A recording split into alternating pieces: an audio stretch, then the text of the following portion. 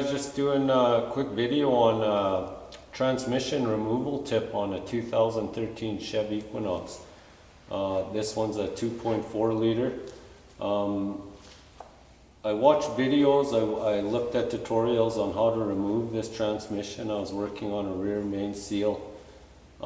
It showed me a lot of guys did it, removing the whole subframe, removing both sides, both tires, stuff like that. I decided to just drop the driver's side of the subframe, left the passenger side subframe and everything connected, just disconnected my drive axle as best as I could from the transmission from that side over there.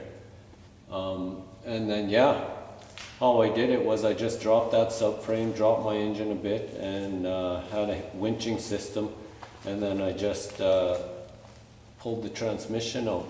But before doing so, would make it real easy if you removed your transfer case first.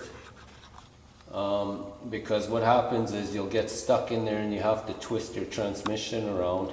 I managed to get it out like that, but would have had a way easier time if I were to remove this transfer case while it was in there, which you could do. Because when you take off all your mounting bolts and stuff here, there's 1, 2, 3 bolts here and 2 at the bottom. And once you get those out, the transfer case just slides off really easy. As you can see here, it's got the geared yoke and stuff like that.